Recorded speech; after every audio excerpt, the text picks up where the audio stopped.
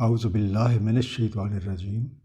I seek refuge with Allah Almighty from Satan, the rejected one. Bismillahir Rahmanir Rahim.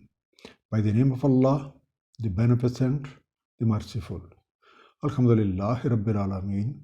Wassalatu wassalamu ala Muhammadin wa ala alihi wasallam. Inshallah, today we will study 37th Ruku of Surah Al-Baqarah. However, first of all, let's recall what we studied in the previous Ruku. First thing, that spending possessions in the way of Allah is like sowing a seed that brings 7 shoots and each shoot bears 100 grains. So we can call that an exponential increase. Number 2, Allah's way is to serve His creations without any discrimination and not seeking any return nor any obligation. Number 3, it's not actually the amount which matters, but primarily it's the intent. The one giving charity for show off, he renders his deeds worthless, and his effort would not bear any fruit for him in this world and hereafter.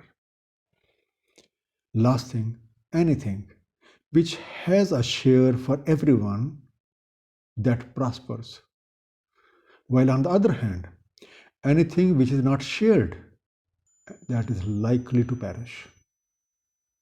Let's start our today's session by praying from Allah Almighty to give us true understanding of the Holy Quran by the grace of Nabi Pak Sallallahu Alaihi Wasallam.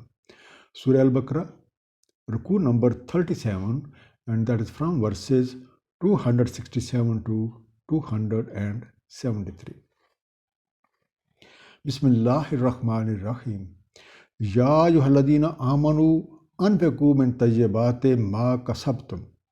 O you who have believed, spend from good things that you have earned. Wa mimma akhrajna lakum min al-ardh, and from that which we have brought forth for you from the earth.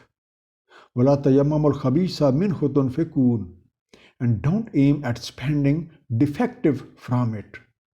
Walastum bi'akhizihi illa an tukmizu fi, while you would not take it except with closed eyes. Walamu annallahu ghaniyyun hamid, and know that Allah is free of need and He is praiseworthy. Tayyibat, suitable, or we can say good thing. So let's ponder on this terminology, tayyibat. It means that when a thing is consumed, it would create such effects or the properties which are suitable for the one who consumed that. Now these effects can be physical or these may be non-physical. Usually these properties get developed when an item or a thing is persistently consumed or used. The second underlined word, tayammamu, set goal or set an objective. Al-khabis, unsuitable, bad, or we may say foul. Togmezu, you close eyes. Now this verse gives us a formula which is also narrated in an hadith. Nabi Pak Sallallahu Alaihi Wasallam said, what you like for yourself, like it for your brother. Allah doesn't need anything from us. Therefore, when He advises us not to aim at giving someone which we don't like for ourselves, that is actually meant for our benefit. Because as per laws of the nature, whatever we give would return to us in the same fashion. No choice rests with us. Therefore, it shall be the best part of what we earn or what we grow that shall be given, so that the best returns to us. Ash-shaytanu ya'idukum al-faqra wa ya'murukum bil-fahsha'i Satan promises you poverty and instructs you to immorality. Wallahu ya'idukum maghfiratum minhu wa fazla. And Allah promises you His protection and bounty. Wallahu wasi'un alim. And Allah is all-encompassing, all-knowing. First underlined word, al-faqr, paucity, insufficiency. Bil-fahshai, to shamelessness, to blatancy. Now it is Satan, or we may say, our own selfish sentiments which frighten us that if we spend from our wealth and other provisions in the way of Allah, it would cause insufficiency and we may not be left with anything for ourselves or our family. Now, Satanism tips to immorality, corruption, hoarding, and such like other practices for collecting wealth through unfair means. Surah An-Nisa, that is chapter 4, verse 120 states, but Satan doesn't promise them except delusion. On the other hand, adherence to Allah's laws and the commands that ensures protection from evil effects or even any calamities and ensures abundance of means of livelihood. It's Allah, all-embracing and all-knowing, while our knowledge and our capacities are very, very limited. Therefore, our success lies in adhering to Allah's commands and not in following of own desires, otherwise called satanic sentiments. Yutul hikmata man yasha'u. He grants wisdom whom he wills. وَمَن يُؤْتَ الْحِكْمَةَ فَقَدْ أُوتِيَ خَيْرًا كَثِيرًا. And whoever is granted wisdom, then certainly has been granted goodness in abundance. وَمَا يَذَّكَّرُ إِلَّا أُولُو الْأَلْبَابِ. And none remembers except those of understanding. The first underlined word, al-hikmah, which means acumen. So let's see this word in a little bit more details. Now, generally, this is translated as wisdom, which implies that when, where, and how a particular matter be resolved or an impending task be done. However, its literal meaning are bridden, which is used to control the movement of a horse, and it prevents the horse from being rebellious and misguided. It also means keeping within limits and may also be called governance in rightful manner. The second underlined word, yazakkaru, recollect, remember, reminisce. Now, these matters of spending and then getting back in abundance cannot be comprehended by means of own intellect, but it's the light of divine guidance which elucidates these things. Such an insight is a blessing of Allah Almighty which one can have. And whosoever has it is surely gifted with goodness in abundance. This is what is taught by the messengers to their true followers. And it's the people of understanding, usually called as ulul albab, who have this blessing. Surah Zumar, that is chapter 39, verse 18 states about the people of understanding who listen to speech and follow the best of it. Those are the ones Allah has guided, and those are people of understanding. وَمَا أَنفَقْتُم مِّن نَفَقَةٍ أَوْ نَذَرْتُم مِّن نَذْرٍ فَإِنَّ اللَّهَ يَعْلَمُ. And whatever you spend of expenditures or you make of vows, then indeed Allah knows it. وَمَا لِلظَّالِمِينَ مِنْ أَنصَارٍ. And for the wrongdoers, there are no helpers. The first underlined word, nafaka, expenses, outlays. Nazartum, you promise or you vote. Now, whatever is spent for the service of humanity is well known to Allah Almighty. He is fully aware of our efforts and our intent behind our actions. The doers of good would have good reward, while those who fail to fulfill their obligation and follow their personal agendas would not find anyone to help them. In tubdu sadaqate fan imma heya. If you disclose charities or you give it openly, so it's good. When tukhfuha wa tutuha al-fuqara fa huwa khairul lakum. But if you keep it secret and give it to poor, then it's better for you. وَيُكَفِّرُ عَنْكُم مِّن سَيِّئَاتِكُم, and he will remove from you of your misdeeds. وَاللَّهُ بِمَا تَعْمَلُونَ خَبِيرٌ, and Allah Almighty is well acquainted with what you do. The first underlying word, tubdu, you do openly. Fanaimma, then well, okay. Fukara, poor, remains the needy. Yukaffir, he subtracts, he removes. Sayyi'atikum, your evil deeds. Or it can also be said, the effects of evil deeds. Now, this verse elaborates two methods of spending in the way of Allah. And the first one is that giving or spending openly for the service of humanity. But one has to be careful that in this case, the intent shall be to encourage others to do the same thing. Otherwise, there remain chances of show off. So in that case, the whole effort would go waste.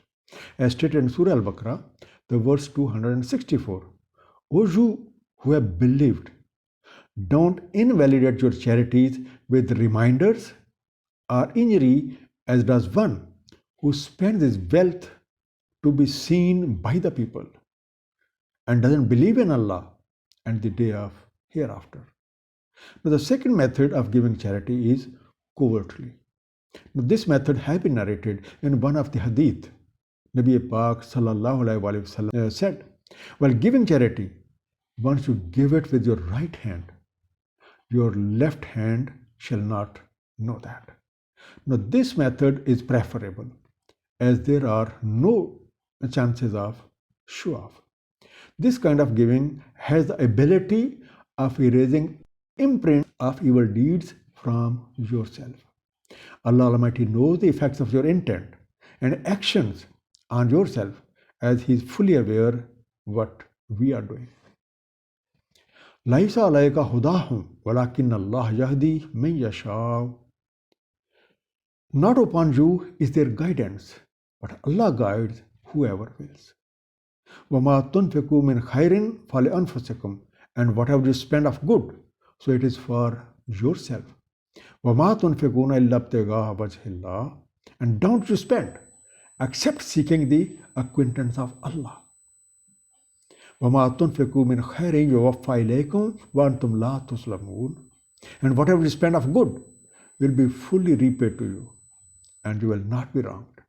The first underlined word, wajhillah, face or aspect of Allah, and we can say the pleasure of Allah. Yuwaffa, repaid or returned in full. Now, this verse explains that guidance is not in the hands of messenger, but Allah Almighty. And as per Surah Shura, that is chapter 42, verse 13, Allah guides to Himself those who turn to Him. Now, this verse defines the true purpose of giving charity or helping others, and that is to seek countenance of Allah Almighty. Two more things have also been highlighted in this verse. The first one, whatever you spend is for your own well-being, as Allah Almighty is free of any need. Secondly, as per law of Allah, whatever is spent would return to the doer exactly in the same fashion, without any chance of injustice. للفقراء الذين أحصروا في سبيل الله لا يستطيعون ضربا في الأرض. For those needy who are restricted for the cause of Allah, they are unable to move about in the land. يحسبهم الجاهل أغنياء من التعفف, and ignorant thinks about them self-sufficient because of their restraint. Uhseru, wrapped up, besieged, stopped. Zarban, move about. Yasabum, estimate about them, thinks about them. Agnaya, without any need. Natafuf, their self-control, their self-check. Now, out of the most deserving people for the help or assistance are those needy people who are restricted in the cause of Allah, and they are not having sufficient time and sufficient resources to move about in the land to earn their livelihood. Such people have so much of self-respect that their needs are not known to ordinary people who are not well conversant with them. They maintain such a demeanor that ordinary people cannot make out their difficulties. And because of their self-restraint, the ignorant people considers that they are self-sufficient and they don't need anything. The verse continues, "Tarifahum besimahum." You can recognize them by their mark. La yasaluna nasa lahafa. They don't ask people with importunity. وَمَا تُنْفِقُ مِنْ خَيْرٍ وَإِنَّ اللَّهَ بِهِ عَلِيمٌ. And whatever you spend of good, then indeed Allah is all knowing of it. The first underlined word, tarifum, you identify them or you can identify them. Besimahum, by their affront, by their marks. Ilhafan, by persistence, clamoring or begging. However, the appearance bespeaks their condition. And those people who have an insight can recognize them by their certain signs and realize their needs. Now, these deserving people don't ask or beg from others for any help or assistance. So those spending on them out of their resources which have been given to them by Allah Almighty would get good reward. And they must know that Allah is fully aware of their intents and their actions. Brief summary of the Ruku we just concluded. We shall never aim at giving something to others what we don't like or consider useful for ourselves. As per laws of nature, whatever we give would return to us. Satanism tips us to immorality, corruption, hoarding, and such like other practices for collecting wealth through unfair means. While adherence to Allah's commands ensures protection from evil effects or any calamities and ensures abundance of means. Such matters cannot be comprehended by means of intellect, but it's the light of divine guidance which elucidates them. What is spent for the service of humanity is well known to Allah Almighty. Charity may be given overtly or covertly. Giving secretly is preferable. Task of Allah's messengers is to deliver His message. They are not responsible for the deeds of the people. It rests with Allah Almighty, and He grants to one who turns to Him for that. Out of the most deserving people for help and assistance are those who are restricted in the cause of Allah, and due to which they are unable to go around and earn their livelihood. It's the men of insight who can recognize them. Sadaqallahu al-aliyyul azim. Sallallahu ta'ala ala habibihi Muhammadin wa alihi wa sallam.